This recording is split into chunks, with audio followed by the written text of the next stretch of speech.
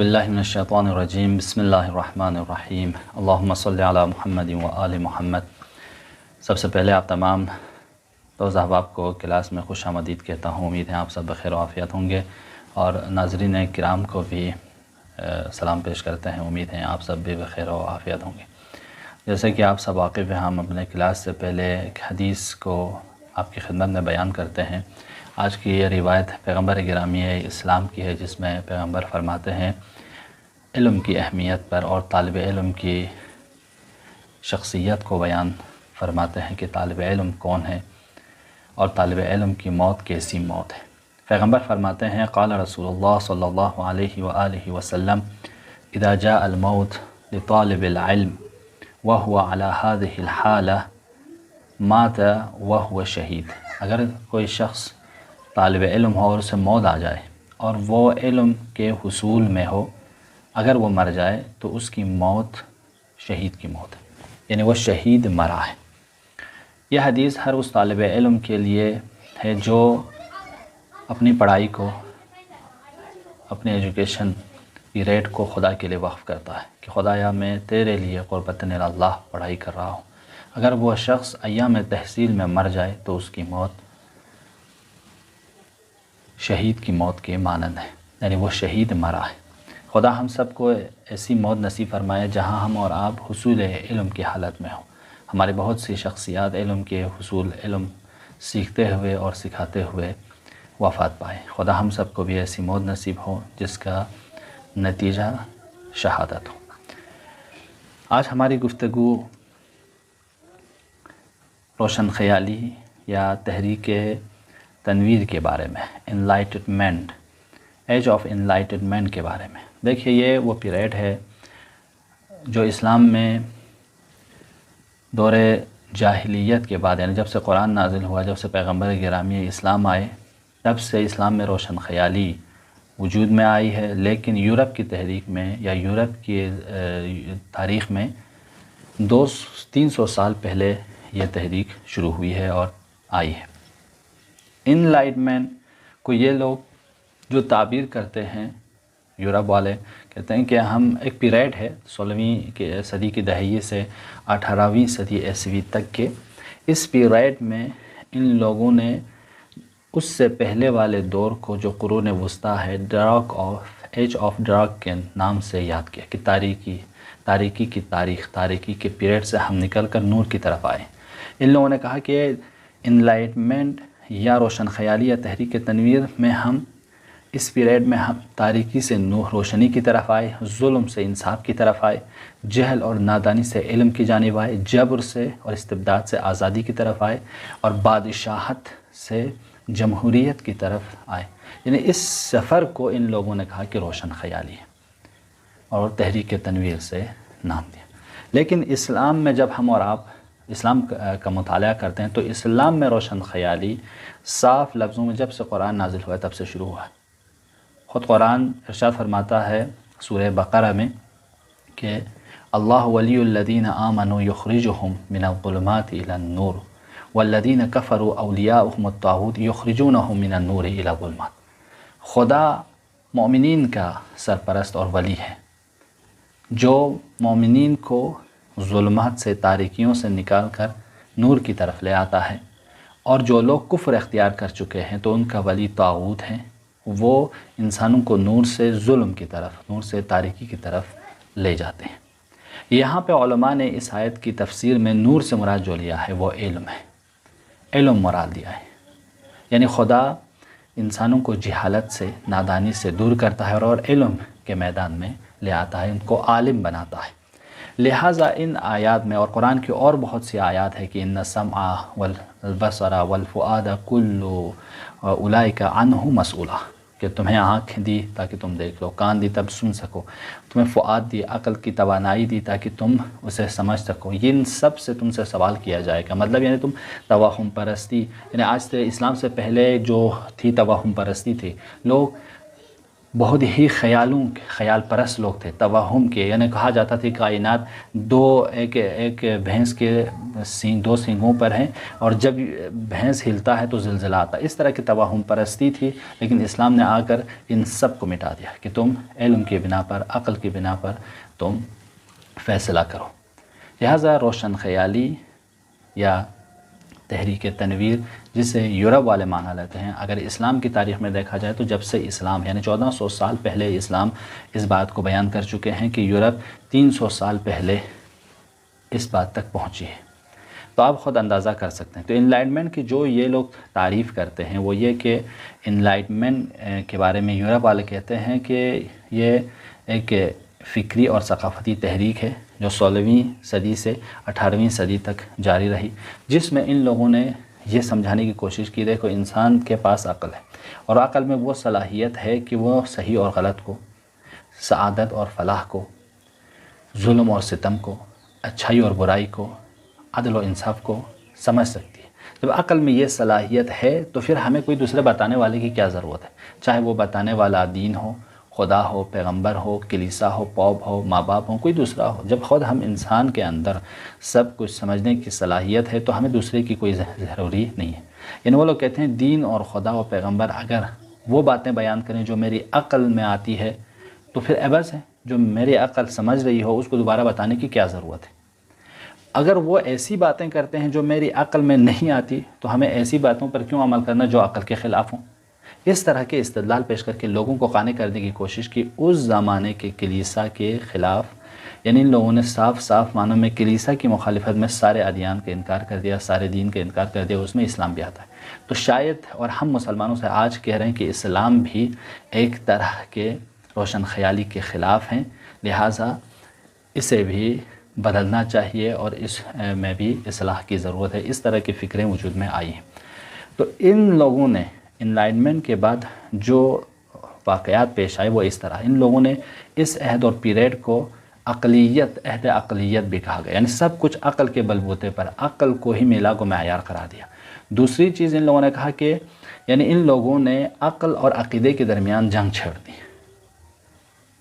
تحریک تنویر میں، روشن خیالی میں عقل کے درمیان اور عقیدے کے درمیان جنگ ہو گئی، war between faith and reason ہو گئی، جس کے نتیجے میں کیا ہوا، یورپ کے معاشرے میں یعنی اس پیریڈ میں عقل یعنی ریشنلزم یا ریزن مسیحی عقائد بلیف اینڈ فیتھ پر حاکم ہو گئے، اور ان عقل پرستی نے یا عقل نے عقائد کو شکست دے دی، اور جس بنا پر آج بھی یورپ میں کیا ہوا، آج تک یورپ میں مذہب محض ایک روایت، ٹریڈیشن بن کر رہ گیا، اور سائنس اس کی جگہ مذہب بن گیا ان کے لیے۔ مذہب سے مراد ہوتے چلنے کا راستہ۔ اب آج جو وہ چل رہے ہیں، جو سائنس بتائے، جو عقل بتائے، اسی راستے پہ چل رہے ہیں، لہٰذا ان کا مذہب کیا بن گیا، سائنس اور عقل بن گیا، اور سائنس اور عقل پہ ہی بھروسہ کرنا شروع کر دیا۔ سائنس اور عقل جو انہیں بتائے اس پہ عمل کرنا شروع کر دیا، جو ان دونوں میں نہ آئے، جو سائنس اور عقل کے خلاف ہو، اس کا انکار کرنا شروع کر دیا۔ خلاصہ بالکل یورپ کے سارے فرنگی لوگ حقیقت میں عقلیت یا ریشنلزم کے پیروکار بن کر رہ گئے۔ نتیجہ کیا ہوگا اس کا؟ جب انسان صرف اور صرف عقل اور سائنس کو میلاگ و معیار حق قرار دیں گے، مذہب کا انکار کر دیں گے، تو نتیجہ کیا ہوگا؟ نتیجہ یہ ہوگا کہ جدید عقلیت اپنے عقیدوں پر سائنس کو مقدم کریں گے۔ جو بھی عقل پرست ہوں گے، جو چاہے وہ مسلمان ہو چاہے غیر مسلمان ہو، جو اس فکر کو مانتے ہیں، جو ریشنلزم بن جائیں، جو یورپ کے معنی میں روشن خیال بن جائیں، انلائٹمنٹ کے مالک بن جائیں، جو صاحب بنے روشن خیالی کا یورپ کے معنی میں ان لوگوں کے یہاں ہے کہ ہم سائنس کو مقدم کریں گے، ہم عقل کو مقدم کریں گے عقیدے پر، لہٰذا ان کے یہاں تقدیر، عذاب کیا ہے، وحی کیا ہے، بعثت بعد الموت، مرنے کے بعد کیا ہوگا، جن کے وجود، ملائکہ کے وجود، یوم القیامت، شفاعت، میزان، ان سب کا یہ لوگ کیا کریں گے؟ انکار کریں گے۔ یہ وہ باتیں جو ہمارے عقل میں نہیں آتی، لہٰذا ہمارے سائنس میں نہیں آتی، لہٰذا ہم ان کو انکار کریں گے۔ درحال کہ ہم مسلمانوں کا یا اسلام کے روشن خیالوں کا کیا ہے کہ جب ان لوگوں نے خدا کو اور پیغمبر کو عقلی دلائل کی بنا پر ثابت کر لیا، تو ہر وہ باتیں جسے خدا نے بیان کی ہیں، ہر وہ باتیں جسے پیغمبر نے بیان کی ہیں، ولو میری عقل میں نہیں آ رہی ہیں، تب بھی ہم اس پر ایمان رکھتے ہیں۔ تو یورپ کے روشن خیالی کے مد مقابل میں اسلام میں جو روشن خیال لوگ مسلمان ہیں، ان کی فکر بالکل الٹی ہے۔ لہٰذا ہم اور آپ کو ان چیزوں پہ بھی تھوڑا سا غور و فکر کرنے کی ضرورت ہے۔ لیکن دیکھیں، میں کچھ جو عقل نام نہاد مسلمان عقل پرست ہے، 10ویں صدی عیسوی کا ایک عقل پسند فلسفی تھا ابو الاعلیٰ المعری، اس نے امام مہدی کا صاف انکار کر دیا۔ اس نے کیا کہا؟ اس نے کہا کہ امام مہدی سے مربوط جتنے بھی احادیث ہیں وہ سب عقل کے موافق نہیں ہیں اور میری عقل میں نہیں آتی، لہٰذا میں امام مہدی کے وجود کا اقرار نہیں کرتا، میں امام مہدی کو ہی نہیں مانتا، نعوذ باللہ۔ اسی طرح آج کے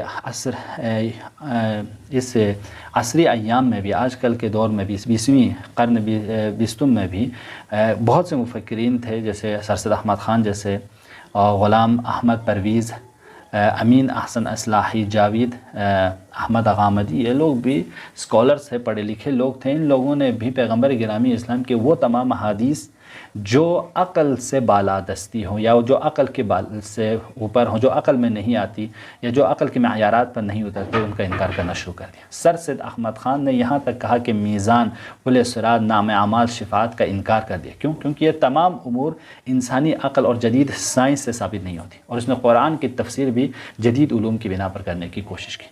یہ کچھ نام نہاد لوگ تھے جنہوں نے یورپ کے روشن خیالی سے متاثر ہو کر اسلام کے احادیث اور اسلام کے افکار اور عقائد و تعلیمات پر نظریہ پیش کرنے کی کوشش کی ہے۔ تو اب خود یہاں پہ یہ بات آپ کی لیے سمجھ میں آ جاتی ہے کہ جو انلائٹمنٹ یا جو روشن خیالی یورپ والے پیش کرتے ہیں اور جو روشن خیالی اسلام میں ہیں، ان دونوں میں آسمان و زمین کا فرق ہے۔ کوئی یہ نہ سمجھے کہ دونوں ایک ہی ہے، ان دونوں کا ہدف و مقصد ایک ہے، یہ دونوں ایک ہی غرض و مقصد کے لیے آیا، ایسا نہیں ہے۔ دیکھیں، جو یورپ کے روشن خیال طبقے کے لوگ تھے، ان میں سے میں کچھ کے نام آپ کی خدمت میں بیان کروں۔ الہیات میں اور تھیولوجی میں والنٹر ہیں، لیسنگ ہیں اور ڈیوڈ ہیوم ہیں۔ یہ 3 مفکر ہیں جو الہیات کے میدان میں ان لوگوں نے روشن خیالی کی۔ ان لوگوں نے عیسائیت کے اور یورپ میں موجود کلیسا کے غلط اوہام اور غلط افکار و عقائد کی مخالفت کی تنقید کرنا شروع کر دیا، اور یورپ میں موجود کلیسا کے عقائد کو تنقید کا نشانہ بنانے والوں میں یہ 3 مفکر اور دانشمند اور تھیولوجسٹ مشہور ہیں۔ فلسفے کے میدان میں یا فلسفی میں کانٹ ہیں، جس کو فادر آف ویسٹرن فلسفی بھی کہا جاتا ہے۔ اس نے بھی اس فلسفے کے میدان میں ترقی کے روشن خیالی کو جگہ دی، اور علم معاشیات، سوشولوجی میں مونٹیسکیو ہے، اس نے اس میدان میں ترقی کی، اور علم معیشت اکنامک میں اسمتھ ہے۔ یہ کچھ دانشمند ہیں جو یورپ کے روشن خیالی کو وجود میں لانے روشن خیال شخصیات ہیں۔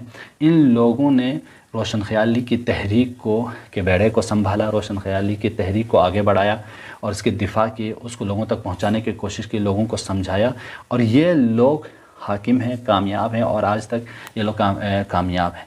لہٰذا ان لوگوں کے اس نظریے کی بنا پر، خیر، ان لوگوں نے اس جامعے کے ظلم و ستم کے مقابل میں جو عیسائی پادریوں نے، جو عیسائی کیتھولک نے ان کے اوپر ظلم و ستم کے، دین کے نام پر، خدا کے نام پر جو ریئیکشن ان لوگوں نے دیکھا، شاید وہی ریئیکشن دوسری جگہوں پہ بھی آتے تو یہی دانشمندوں کی طرف سے یہی ریئیکشن ہوتا۔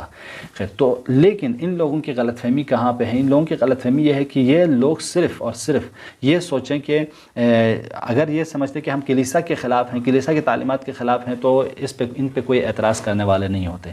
لیکن ان لوگوں نے اس ضد میں تمام ادیان کو لایا، چاہے ادیان الہی ہو، چاہے ادیان زمینی ہو، چاہے بشری ادیان ہو، چاہے الہی ادیان ہو، سب کو ضد میں لایا کہ کہا سارے دین یہی۔ لہٰذا وحی کا انکار، دین کا انکار، خدا کا انکار، پیغمبر کا انکار، جن کی باتیں شاید عقل کے مطابق ہو، جن کی باتیں شاید ان کی تعلیمات کے بھی مطابق ہوں، لیکن ان لوگوں نے سب کا انکار کرنا شروع کر دیا۔ یہ ایک افراط ہوئی ہے، یہ ایک طرح کی افراط تفریط ہوئی۔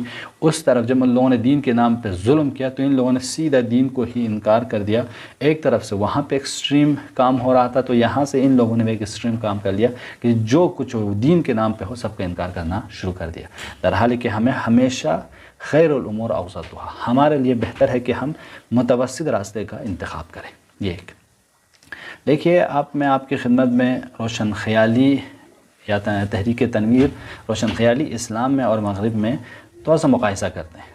تاریخ کے حساب سے ہم دیکھیں یورپ میں روشن خیالی کی فکر کب آئی؟ 300 سال پہلے، وہ بھی کس؟ اسلامی تعلیمات اور قدیم یونانی علوم اور فلسفے کی بنا پر۔ انقلاب فرانس کے بعد یورپ میں 300 سال پہلے یہ تحریک وجود میں آئی۔